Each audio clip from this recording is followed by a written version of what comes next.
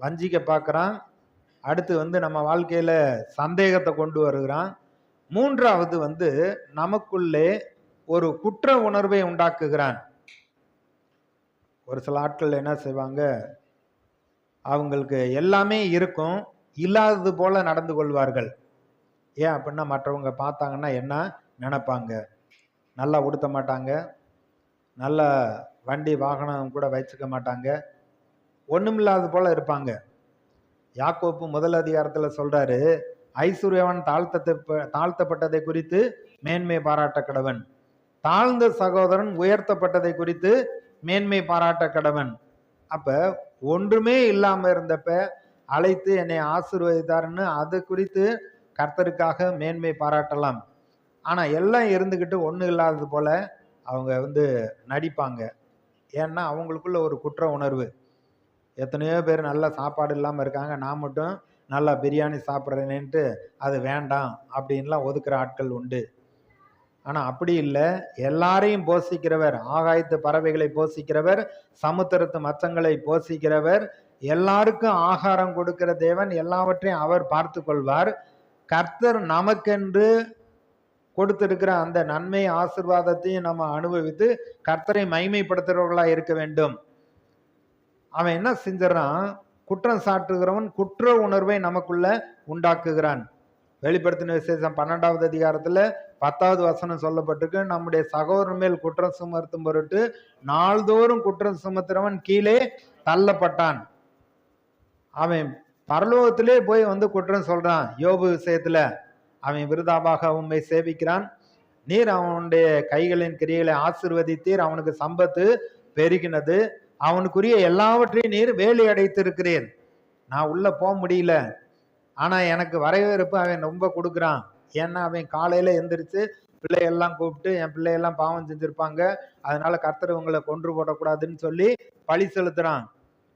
இன்னும் அவன் எல்லாவற்றிலும் பயப்படுறான். ஆடு மாடெல்லாம் பெருகுது, ஒருவேளை எதிரி எல்லாத்தையும் அடிச்சு கொண்டு போட்டு போயிடுறாங்களோ அப்படின்னு அவன் யோசிக்கிறான், பயப்படுறான், அதையே சொல்றான். அதனால எனக்கு வரவேற்பு கொடுக்குறான், ஆனா உள்ள நுழையாத நீர் அங்கே வேலி அடைத்து இருக்கிறீர் அப்படின்னு அங்க போய் குற்றம் சொல்றான். அப்ப கர்த்தர் கர்த்தருடைய பிள்ளைகளை வேலி அடைத்து அவர் பாதுகாக்கிறார்.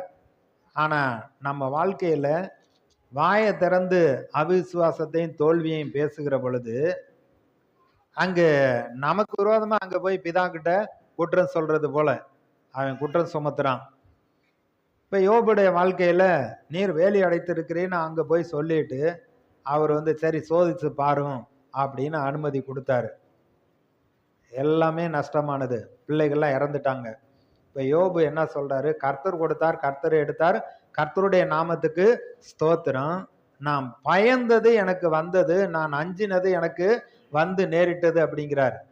எதை பயந்து எதை அவன் பேசினானோ அது நிறைவேறிற்று. அப்ப விசுவாசிகள் பிசாசுடைய குற்றச்சாட்டை நிராகரித்து தேவன் என்னை நீதிமானாக்கி இருக்கிறார், தேவன் எனக்கு நன்மையானதை கொடுக்கிறார், தேவன் எனக்கு நல்ல நீடிய ஆயுளை கொடுக்கிறார், தேவன் எனக்கென்று நோக்கத்தையும் சித்தத்தையும் வைத்திருக்கிறார், அதை நான் நிறைவேற்றுகிற வரைக்கும் எனக்கு தெய்வீக பாதுகாப்பு உண்டு, அதனால நீடிய ஆயுளை எனக்கு வைத்திருக்கிறார் என்று இப்படி சொல்றவர்களா இருக்க வேண்டும். ஆனா வாழ்க்கையில ஒவ்வொரு சூழ்நிலையிலையும் நான் செத்தா தேவலை, நான் போனாத்தான் அவங்க எல்லாருக்கும் என்ன என்னுடைய அருமை தெரியும் இப்படின்னு விசுவாசிக்க சொல்றப்ப பிசாசுக்கு நம்ம வாய்ப்பு கொடுக்குறோம். அவன் பிதா கிட்ட குற்றம் சொல்லி என் வார்த்தைகளை நான் சொல்றத அப்படியே கேட்டு இவன் செய்கிறவனா இருக்கிறான், அதனால எனக்கு வாய்ப்பு இருக்கு, நான் போய் வேலை செய்ய போறேன்னு வாழ்க்கையில வருகிறான். அதற்கு இடம் கொடுக்க கூடாது. நமக்குள்ளே குற்ற உணர்வை அவன் உண்டாக்குறதற்கு, அவிசுவாசத்தை பேச வைப்பதற்கு நம்ம இடம் கொடுக்க கூடாது. அடுத்து இன்னொரு காரியம் என்ன செய்வேன்னா, நம்முடைய வாழ்க்கையில முன்னேற்றத்தை தடுப்பதற்கு உன் சொந்த பலத்துல நீ செய்.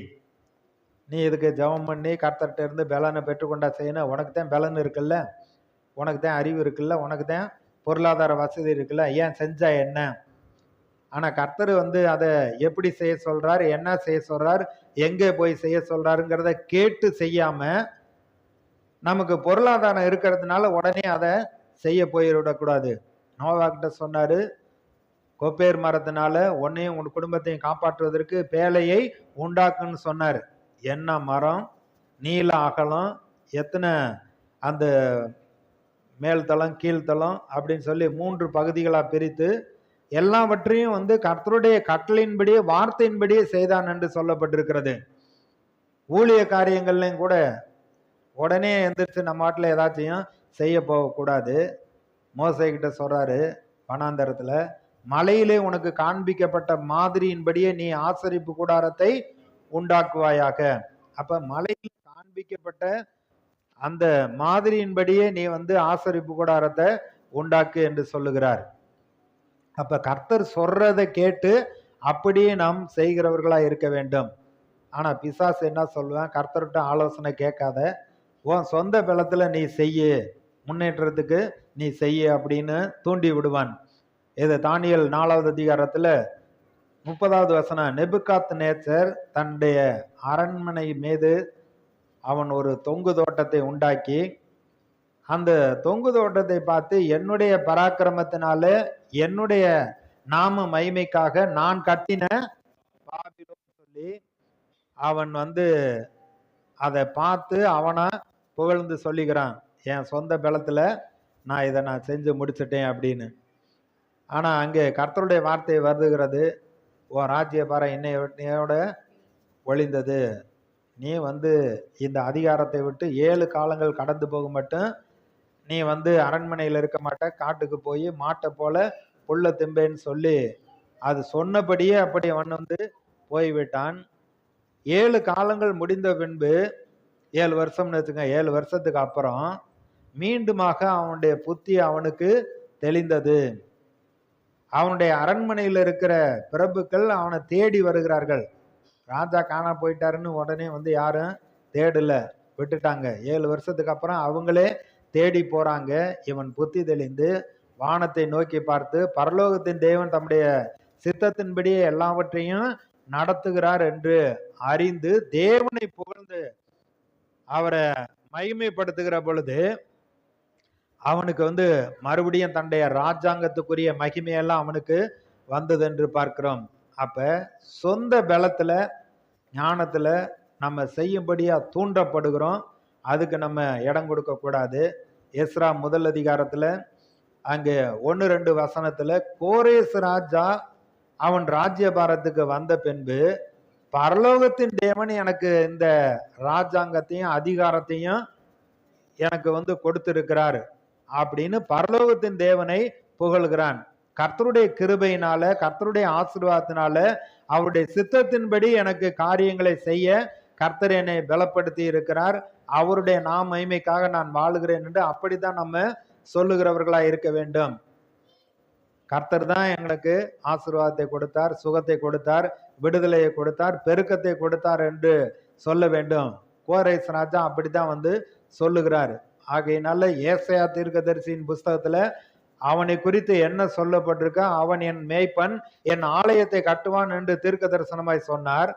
அவன் ராஜாங்கத்துல அதிகாரத்துல வந்த உடனே முதல் வருஷத்துல அவன் சொல்றான், தன்னுடைய தேசத்துல அவன் வந்து அறிவிப்பு கொடுக்கிறான், பரலோகத்தின் தேவன் ஆலயத்தை கட்டும்படி எனக்கு கட்டளை இட்டிருக்கிறார், நீங்க அவருடைய ஜனங்கள் எல்லாரும் போய் எருசலேம்ல ஆலயத்தை கட்டுங்கள், போக முடியாதவங்க அந்த ஆலயத்துக்கு வேண்டிய எல்லா உதவிகளையும் பணத்தையும் கொடுத்து அனுப்புங்கள் என்று அவன் தன்னுடைய தேசத்துல அவன் வந்து அறிவிப்பு கொடுக்கிறான். அப்படித்தான் எஸ்ரா நெகேமியா இவர்கள்லாம் கிளம்பி வந்து எருசலேமில் ஆலயத்தை கட்டுகிறார்கள். அப்ப ஒரு புறஜாதியான ராஜா கர்த்தர் தான் எனக்கு இந்த ஆளுகையும் அதிகாரத்தையும் கொடுத்தார் என்று அவன் சொல்லுகிறான். ஆனா நெபுகாத் நேச்சர் என்னுடைய பராக்கிரமத்துல என்னுடைய நாம மகிமைக்காக நான் கட்டினதுன்னு பெருமையா பேசினா, பெருமை உள்ளவர்களுக்கு தேவன் எதிர்த்து நிற்கிறார், தாழ்மை உள்ளவர்களுக்கு கிருபை அளிக்கிறார். அப்ப நம்முடைய முன்னேற்றத்தை கெடுப்பதற்கு பிசாசு சொந்த பலத்துல செய்யும்படி அவன் ஆலோசனை கொடுக்கிற பொழுது அதற்கு நம்ம இடம் கொடுக்க கூடாது.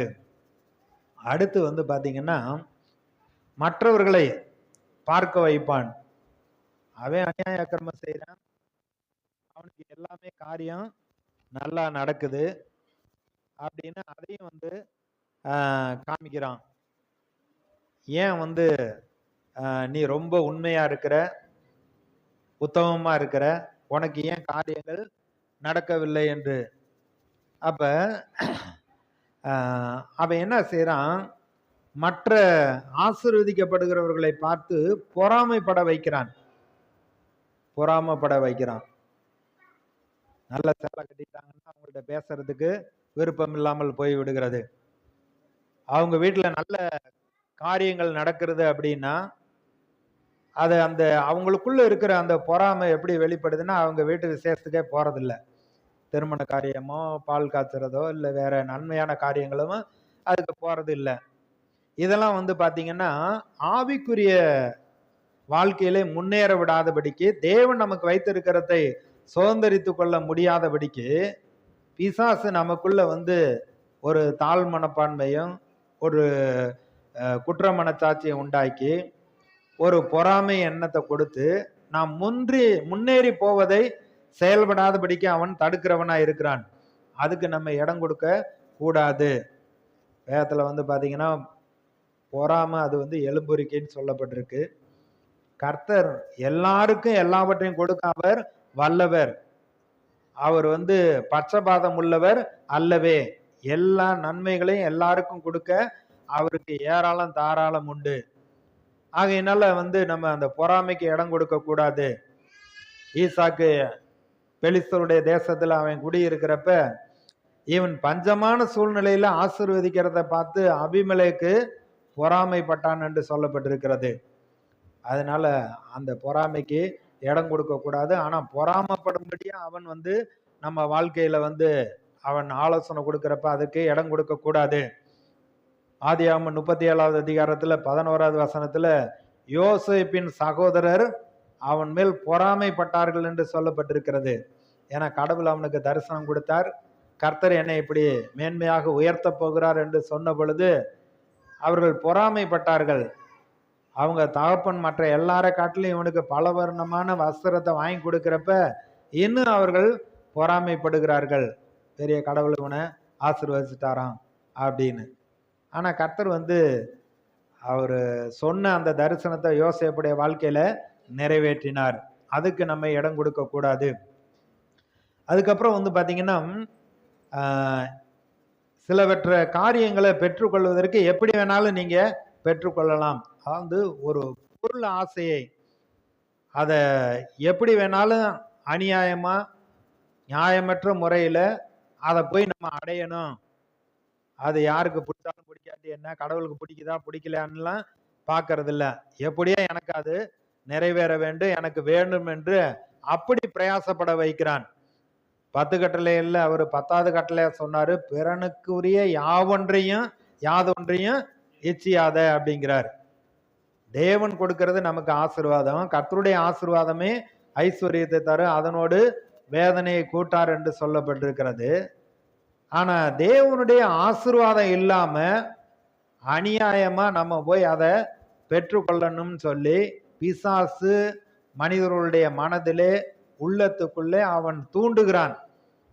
இயேசுவை காட்டி கொடுக்கும்படியா 30 வெள்ளி காசுக்காக யூதாச ஏவினான் என்று சொல்லப்பட்டிருக்கிறது. இஸ்ரேல் மக்களை கர்த்தர் வந்து எண்ணக்கூடாது என்று சொல்லி இருந்தார். அவங்க வானத்தின் நட்சத்திரங்களை போல பெருகணும்னு சொல்லி இருக்கிறாரு. அவர்களை எண்ண வேண்டும் என்று தாவீது ஏவப்பட்டான் என்று சொல்லப்பட்டிருக்கிறது. அதனால பெரிய வாதை உண்டானது. அப்ப இந்த எண்ணங்கள் எப்படி வேணாலும் நம்ம வந்து அதை அடைந்தே தீரணும் அப்படின்னு அந்த காரியத்துக்கு நம்ம இடம் கொடுக்க கூடாது. இங்க வேதத்துல பாத்தீங்கன்னா 1 ராஜாக்கள் 22வது அதிகாரம்,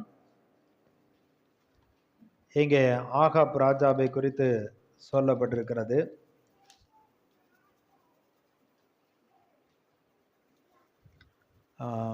ஒன்று ராஜாக்கள் 22ல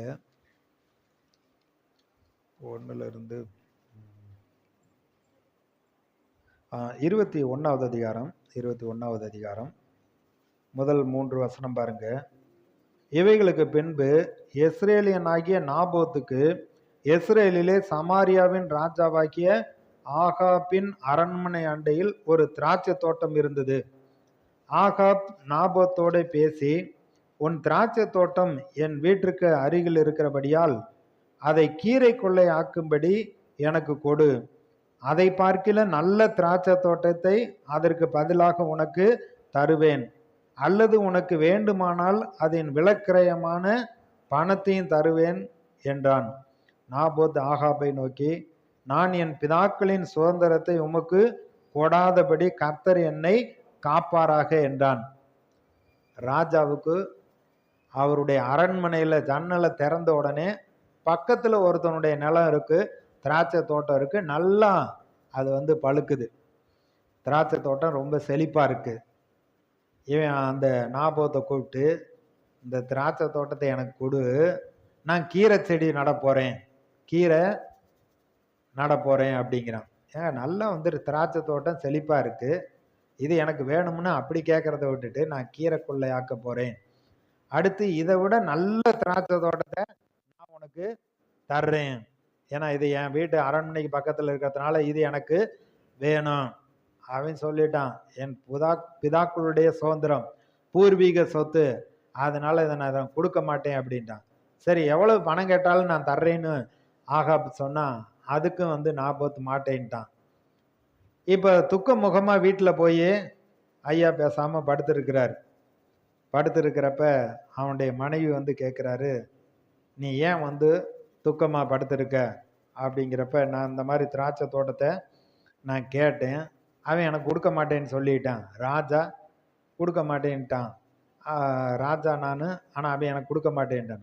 அவன் என்ன சொல்ற, இதுக்கு போய் ராஜா கவலைப்படலாம, நீ பேசாம இரு, அவன் தோட்டத்தை எப்படி உனக்கு வாங்கி கொடுக்கணுமோ நான் வாங்கி கொடுக்குறேன்னு சொல்லி அந்த தேசத்தின் மூப்பர்களுக்கு ஒரு கடிதம் எழுதி அவனை உபவாசம் என்று சொல்லி அவன் மேல் பொய் குற்றம் சாட்டி அவனை கல்ல எறிந்து கொலை செய்யும்படியா அவ ஒரு நிருபத்தை அனுப்புனா. அந்த ஊருக்காரங்களும் அதை கேட்டு, ராணி சொல்றதை கேட்டு அவனை கொன்று போட்டு விட்டார்கள். கொன்று போட்டதுக்கு அப்புறம் அவ சொல்றா, இப்போ போய் நீ அந்த திராட்சை தோட்டத்தை நீ எடுத்துக்க அப்படிங்கிறப்ப இவனும் சந்தோஷமா அந்த திராட்சை தோட்டத்தை எடுத்துக்கொள்ள போறான். போற வழியில அங்கே 17வது வசனம் பாருங்க. கர்த்தருடைய வார்த்தை திஸ்பியனாகிய எலியாவுக்கு உண்டாயிற்று. அவர், நீ எழுந்து சமாரியாவில் இருக்கிற இஸ்ரேல் ராஜாவாகிய ஆகாப்பை சந்திக்கும்படி போ, இதோ அவன் நாபோத்தின் திராட்சை தோட்டத்தை சொந்தமாய் எடுத்துக்கொள்ள அங்கே போயிருக்கிறான். நீ அவனை பார்த்து, நீ கொலை செய்ததும் எடுத்துக்கொண்டதும் இல்லையோ என்று கர்த்தர் சொல்லுகிறார். நாய்கள் நாபோத்தின் இரத்தத்தை நக்கின ஸ்தலத்திலே உன்னுடைய இரத்தத்தையும் நாய்கள் நக்கும் என்று கர்த்தர் சொல்லுகிறார் என்று சொல் என்றார். அப்பொழுது ஆகாப் எலியாவை நோக்கி, என் பையனே, என்னை கண்டுபிடித்தாயா என்றான். அதற்கு அவன், கண்டுபிடித்தேன். கர்த்தருடைய பார்வைக்கு பொல்லாப்பானதை செய்ய நீ உன்னை விற்று போட்டாய். நான் உன்மேல் பொல்லாப்பை வரப்பண்ணி உன் சந்ததியை அழித்து போட்டு ஆகாப்புக்கு சுவரில் நீர் விடும் ஒரு நாயாகிலும் இராதபடிக்கு இஸ்ரவேலில் அடைபட்டவனை விடுபட்டவனையும் சங்கரித்து இந்த மாதிரி உனக்கு தண்டனை செய்வேன் என்று சொல்லிவிட்டார். அப்போ பாருங்க, இப்ப 25வது வசனம், தன் மனைவியாகிய ஏசபேல் தூண்டி விட்டபடியே கர்த்தரின் பார்வைக்கு பொல்லாப்பானதை செய்ய தன்னை விற்று போட்ட ஆகாபை போல ஒருவனும் இல்லை. அப்ப நாபோத்துடைய அந்த திராட்சை தோட்டத்தை இச்சித்து அவனை கொலை செய்து எடுத்துக்கொண்டான். அதனால அவனுடைய வாழ்க்கையில பெரிய சாபம் அவனுக்கு வந்தது. அவர்கள் 2 பேர்த்தோடைய மரணமும் பார்த்தீங்கன்னா ரொம்ப பரிதாபமானது.